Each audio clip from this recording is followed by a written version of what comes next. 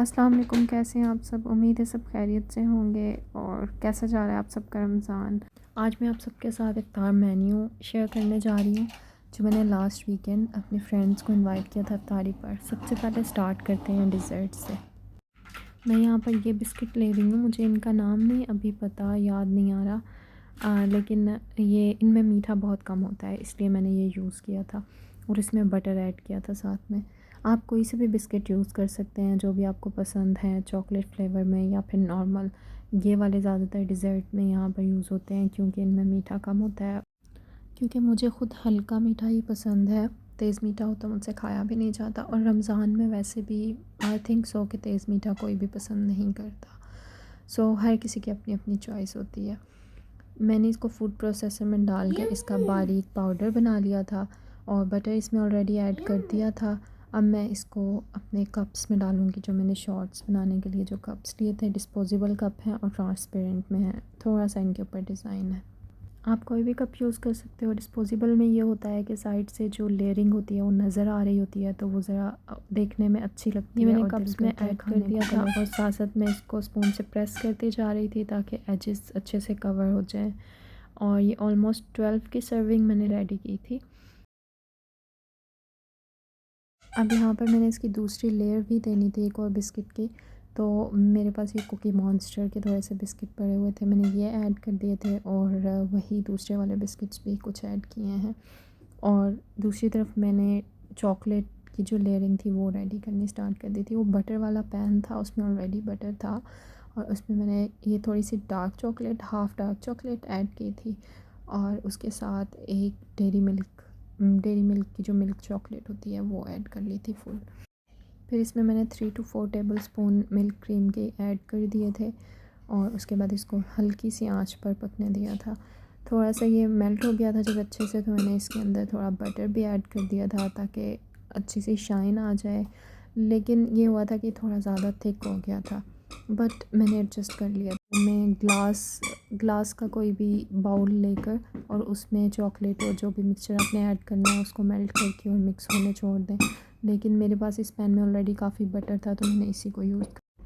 Chocolate ठंडी होने के बाद थिक हुई थी, गरम गरम अगर मैं इसको यूज़ कर लेती तो शायद इतनी थिक नहीं होती, बट एनीवेज़ यहाँ पर मैं ये विपिंग क्रीम मैंने विप करनी स्टार्ट कर दी थी। मेरे पास ये हैंड ब्लेंडर था, इसको यूज़ किया था। इसकी मैंने एक ही साइड यूज़ की थी, उसकी वजह ये थी कि फिर वो दोनों साइड्स पर बहुत ज़्यादा वो क्रीम लग जाती है, और इतनी ज़्यादा थी नहीं तो एक से ही काम चल गया था, बस थोड़ा सा टाइम ज़्यादा लगा था।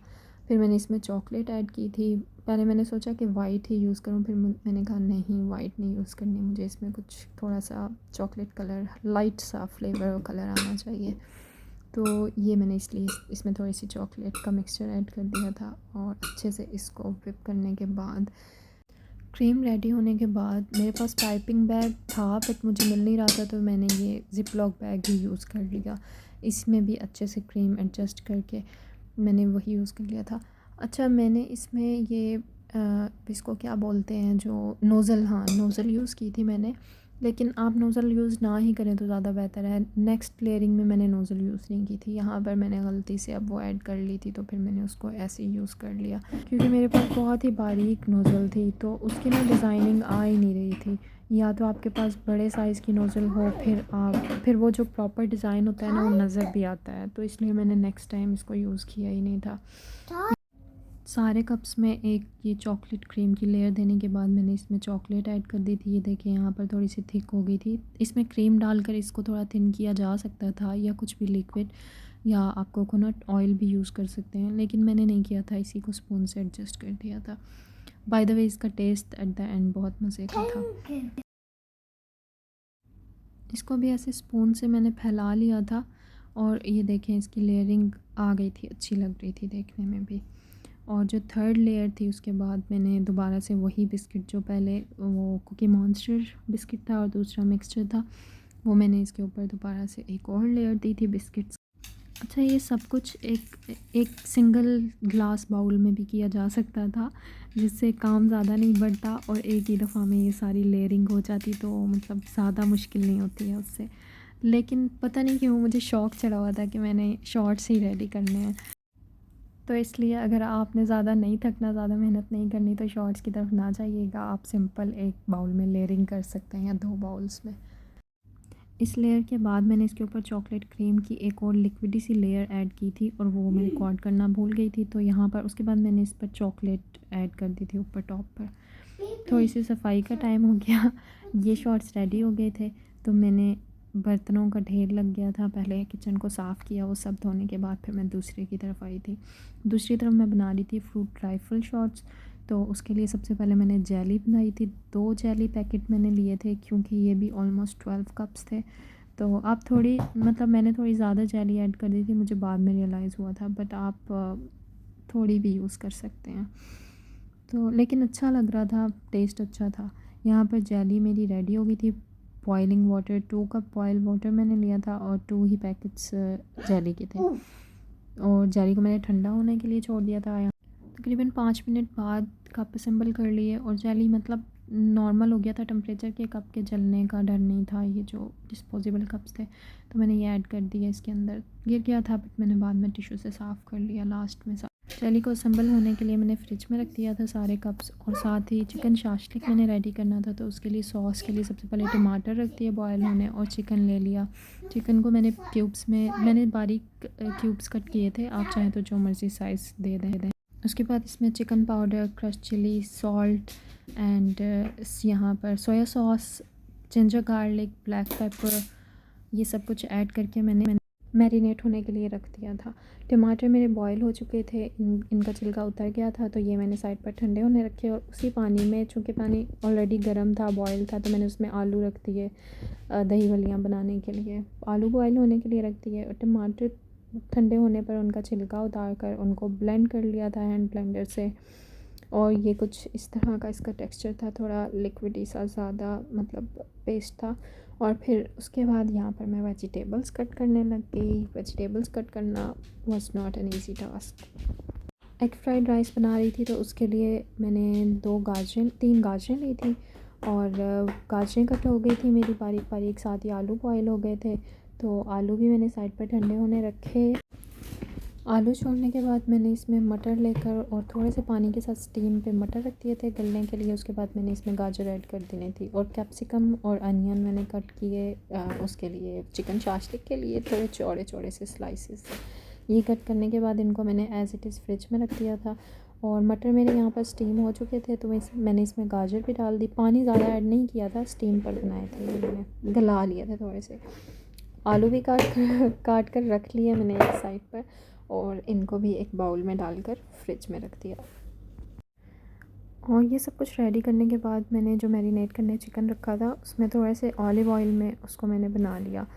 तकरीबन 10 से 15 मिनट में चिकन मेरा गल गया था और इसका पानी भी खुश्क हो चुका था।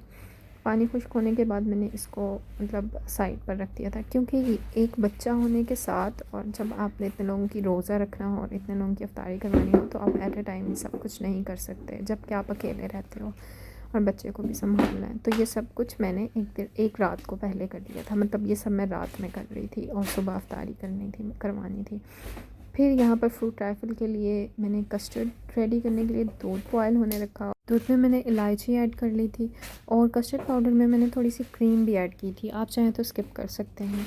और मीठा अपने हिसाब से लाइट सा रखते हुए मैंने यहाँ पर केक ले लिया था मैंने, और इसको मैंने अच्छे से स्क्रम्बल कर लिया था ताकि लेयरिंग देने में आसानी हो जाए। जब तक कस्टर्ड ठंडा हो रहा था तो मैंने ये सब कुछ कर लिया, और उसके साथ यहाँ पर कस्टर्ड ठंडा हो गया था, तो मैंने कप फिर से फ्रिज से निकाल के यहाँ असेंबल किए किचन में।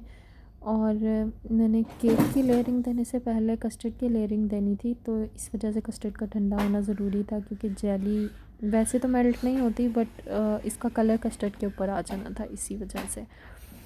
यहाँ पर मैंने देखें वो नोज़ल यूज़ नहीं की जो मैंने चॉकलेट डिज़र्ट को बनाते हुए यूज़ की थी। यहाँ पर मैंने वो दोबारा गलती नहीं की, और इस बार ये लेयरिंग देने में मुझे ज़्यादा आसान था बग़ैर नोज़ल के लेयरिंग देना। ये सारी लेयरिंग सारे कप्स कंप्लीट करने के बाद मैंने इसके ऊपर केक की लेयरिंग दी थी। वो मैं रिकॉर्ड नहीं कर पाई क्योंकि दरमियान में ज़ुहान आ रहा था और वो फ़ोन ले लेता था या फिर मतलब मेरा ट्राइपॉड उठा कर ले जाता था, तो उसकी वजह से वो मैं रिकॉर्ड नहीं कर पाई। उसके बाद मैंने एक और इसके ऊपर कस्टर्ड की लेयर दी है। कस्टर्ड की लेयरिंग के बाद मैंने इसको फ्रिज में रख दिया था कुछ टाइम के लिए, ताकि कस्टर्ड अच्छे से ठंडा हो जाए। फिर ये मेरे पास फ्रूट कॉकटेल था। आप चाहें तो फ्रेश फ्रूट भी यूज़ कर सकते हैं, लेकिन ये मुझे थोड़ा कलरफुल सा ज़्यादा सही लग रहा था और कन्वीनियंट भी था इस टाइम पर, तो मैंने ये यूज़ कर लिया था। फ्रेश फ्रूट का ये होता है कि उसका कलर चेंज हो जाता है। जैसे आप अगर बनाना यूज़ करते हो, एप्पल यूज़ करते हो, तो उन दोनों का ही कलर चेंज हो जाता है। इवन स्ट्रॉबेरी का भी हो जाता है, तो उसका एक प्रोसीजर होता है कि कलर चेंज ना हो, तो मैंने इस वजह से ये यूज़ कर लिए थे यहाँ पर। और ये अच्छा भी बहुत लग रहा था। अच्छा, बाय चांस ही इसके अंदर काफ़ी सारी ये रेड चेरीज़ मौजूद थी, तो मैंने सबके ऊपर टॉप पर ये चेरी लगा दी थी, और जिनके ऊपर चेरी नहीं बची थी वहाँ पर मैंने हाफ़ ऑफ ग्रेप्स कट करके लगा दिए थे इस तरह से। और फिर मैं अपनी ग्रीन टी इंजॉय करके सो गई थी। अच्छा जी, तो नेक्स्ट मॉर्निंग ऑलमोस्ट ज़ोहर के बाद मैंने दोबारा से प्रिपरेशन स्टार्ट की थी। तो सबसे पहले ये दही भल्लियाँ थी, मैंने पाकिस्तान से मंगवाई थी, यहाँ पर भी मिल जाते हैं आई थिंक दुबई में, तो बहुत क्रंची थी। ये मैंने यूज़ की थी। घर पर भी भल्ले बनाए जा सकते थे, बट मुझे टाइम नहीं मिला वो रेडी करने के लिए, तो मैं ये रेडीमेड यूज़ कर रही थी। गर्म पानी में मैंने ये भिगो दी थी, और साथ में ये इसमें जो भी मैंने वेजिटेबल्स ऐड करनी थी, टमाटर और प्याज और हरी मिर्च, ये तीनों चीज़ें मैं इसमें ऐड करूँगी, तो वो मैंने बारीक बारीक काट ली थी इतनी देर। ऑलमोस्ट आधा घंटा इनको भिगोए रहने देना चाहिए, वरना ये ना थोड़ा हार्ड सा इनमें वो आता है, टेस्ट आता है मुंह में। इसी वजह से मैंने इनको गर्म पानी में भिगोया था, ताकि जल्दी से ये सॉफ़्ट हो जाए। उसके बाद मैंने इसका लिक्विड मिक्सचर रेडी किया था, जिसमें योगर्ट थी। अच्छा, मैंने इसमें थोड़ी सी क्रीम भी ऐड की थी। सबसे पहले योगर्ट और प्लेन ही रखी थी मैंने, इसमें कोई चाट मसाला वगैरह अंदर ऐड नहीं किया था। उसका एक रीज़न था, मैं बाद में अभी आपको दिखाती हूँ कि क्यों मैंने चाट मसाला ऐड नहीं किया था। ये दही मुझे थोड़ी कम लगी थी, तो ताकि खट्टी भी ना हो, क्योंकि गला ख़राब होने का डर होता है, तो मैंने इसमें थोड़ा सा दूध ऐड कर दिया था। अगर आपकी दही खट्टी है तो आप उसमें कच्चा दूध ऐड करेंगे, तो वो मतलब खटास उसकी ख़त्म हो जाती है।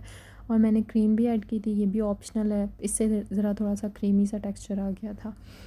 तो इनको अच्छे से मिक्स करने के बाद मैंने इस पर लेयरिंग स्टार्ट कर दी थी। सबसे पहले मैंने इसमें चने यूज़ किए थे। ये रेडीमेड ही हैं, ख़ुद भी बॉईल किए जा सकते हैं, बट मैंने नहीं किए थे। और क्योंकि चने बॉईल करने के लिए आपको कुकर, ऑलमोस्ट कुकर ही यूज़ करना पड़ता है, और कुकर मेरा बेटा मुझे अलाउड नहीं करता कि मैं कुकर यूज़ करूँ। उसके बाद यहाँ पर आलू जो मैंने काट कर रख लिए थे कल बॉईल करके, वो उसकी लेयरिंग की है। आलू के बाद मैंने इसमें जो वेजिटेबल्स कट किए हैं, ये टमाटर प्याज हाफ़ यहाँ पर ऐड कर दूँगी, और हाफ़ मैंने टॉप पर लास्ट में ऐड किए हैं। दूसरी तरफ मेरी भलियाँ सॉफ़्ट हो चुकी थी, और इतनी टाइम में, जितने टाइम में मैंने ये सब कुछ मैनेज किया, फिर मैंने उनको पानी से निकाल कर और उनकी एक लेयर दी थी। अच्छा, इतनी देर में पानी भी ठंडा हो गया था, मतलब दही भलियाँ, ये भलियाँ गर्म नहीं थी। इसके बाद टॉप पर मैंने वो दूध वाली दही ऐड कर दी थी। ये थोड़ी लिक्विड ही थी, बट ओके, इसने मैनेज कर लिया था क्योंकि अंदर वाली दही थिक थी। फिर ये मेरे पास 2 चटनी के पैकेट थे, एक ग्रीन चिली थी और एक इमली चटनी थी। ये एक सेपरेट कहानी है, मुझे कहाँ से मिली थी। बहरहाल इनका टेस्ट अच्छा था, दही भल्ली के हिसाब से ना ये काफ़ी टेस्टी लग रही थी इनकी वजह से। ग्रीन चटनी जो थी, इसमें सिर्फ़ और सिर्फ सब्ज़ मिर्च थी कुटी हुई। ये मुझे पैकेट खोलने के बाद पता चला था इसके स्मेल से, और मैंने ये पूरा पैकेट ऐड कर दिया था इसके अंदर।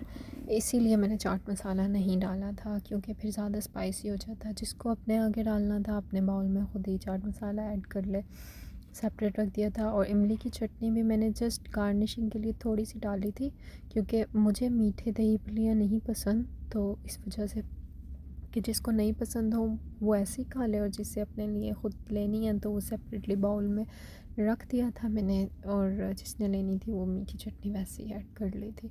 यहाँ पर मेरी दही भल्लियाँ भी रेडी हो गई थी। ये दही भल्लियाँ हैं, मैं इनको भल्ले नहीं कहूँगी, क्योंकि इनमें भल्ला एक भी नहीं था, मैंने बनाए ही नहीं थे। वो बस दही भल्लियाँ मेरी रेडी हो गई थी।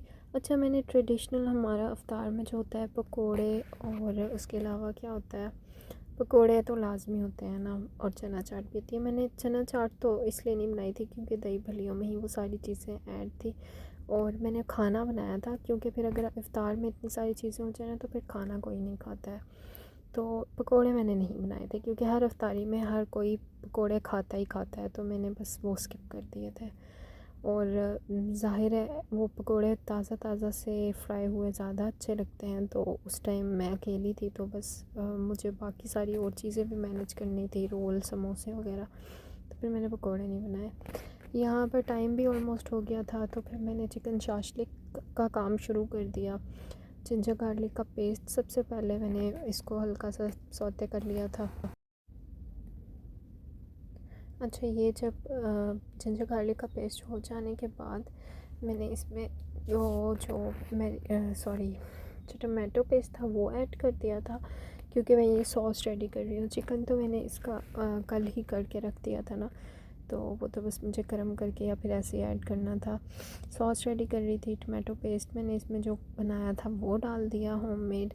आप कैन टमाटो भी यूज़ कर सकते हैं, बस उनको कैन टमाटो पेस्ट भी मिलता है और वैसे भी मिलता है। और मैंने यहाँ पर ना थोड़ा सा टमाटो सॉस यूज़ किया था रेडीमेड वाला, क्योंकि जो टमाटर मेरे पास थे उनका कलर इतना रेड नहीं था, तो इससे ज़रा कलर अच्छा सा हो गया था। और मैंने इसमें रेड चिली सॉस ऐड किया है। रेड चिली सॉस के बाद मैंने इसमें सोया सॉस एंड विनेगर और एक चीज़ और डाली थी, आई थिंक सराचा सॉस मैंने ऐड किया था। नहीं, सराचा सॉस मैंने ऐड नहीं किया था, इसमें ब्लैक पेपर ऐड किया था और चिकन पाउडर ऐड कर दिया था। चिकन पाउडर में ही सॉल्ट होता है, तो मैंने सॉल्ट इसमें सेपरेटली ऐड नहीं किया। और जो टमाटो पेस्ट होता है ना, उसमें भी सॉल्ट होता है अच्छा ख़ासा। तो अगर मैं किसी भी सालन में किसी भी चीज़ में टमाटो पेस्ट यूज़ कर रही हूँ, तो मैं फिर नमक की मिकदार बहुत कम रखती हूँ, बाकी चीज़ देख लेती हूँ टेस्ट करके। मैंने रेड चिली पाउडर ऐड किया इसमें और शुगर ऐड की थी, ब्राउन शुगर 2 टेबलस्पून। ज़्यादा मीठा नहीं अच्छा लगता, तो बस हल्का सा मीठा करने के लिए। उसके बाद ये चिकन मेरा यहाँ पर दोबारा से मैंने इसको हीट पर रख दिया था और इसमें कैप्सिकम और अनियन ऐड कर दिए थे। ये थोड़े से जब ऐसे सॉफ़्ट हो गए थे, इनको बिल्कुल तो पकाना नहीं है ज़ाहिर है, तो थोड़ा सा सॉफ़्ट होने के बाद ही मैंने इसमें जो टमाटर काट के रखे थे वो भी ऐड कर दिए थे। टमाटर का मैंने जो दरमियान में से गूदा होता है वो निकाल लिया था और इसको बहुत थोड़ी टाइम के लिए पकाया था, ताकि ज़्यादा सॉफ़्ट ना हो या टमाटर का छिलका ना उतर जाए। इसीलिए प्याज पहले डाल दी थी और टमाटर बाद में डाले थे, क्योंकि फिर मज़ा नहीं आता। आई थिंक वो मुंह में उसका क्रंच आना चाहिए चिकन शाशलिक का। और ये मेरा फ्रोज़न आइटम तो ऑलरेडी रेडी था सब कुछ फ्रीज़र। यहाँ से मैंने मैरिनेटेड एक चिकन का पैकेट निकाला था और ये मैंने चिकन रैप्स रेडी किए थे जल्दी से। और उसके लिए मैंने कैप्सिकम और अनियन कट कर ली थी चिकन को गलाने के बाद। और ये मैं आगे मज़ीद रिकॉर्ड नहीं कर पाई थी, ये भी छोटा सा क्लिप मैंने लिया था क्योंकि सब लोग आ चुके थे और उस वक्त कैमरा सेट करने का टाइम नहीं था। बस अफ्तारी में बहुत थोड़ा सा टाइम रह गया था, तो मैं जल्दी जल्दी से लगी हुई थी चीज़ों को डन करने में। यहाँ पर मैंने रोल और समोसे भी निकाल के रख लिए थे पहले से, तो उनको बस हल्की आंच पर रख। उसके बाद बस मैंने सर्व कर दिया था, सब कुछ दस्तरखान लगा दिया था। और फिर उसके बाद मैं कुछ रिकॉर्ड नहीं कर पाई थी, वजह यही थी कि फिर ज़ाहिर है आप सर्व कर रहे हो तो फिर आप फ़ोन लेकर हाथ में नहीं फिर सकते हो। और मैंने कैमरा सेट नहीं किया था कि पता नहीं कोई कंफर्टेबल हो या नहीं हो कैमरे के आगे आने में। तो ये थी मेरी सिंपल से इफ्तार मेन्यू और इफ्तार दावत। Bye bye.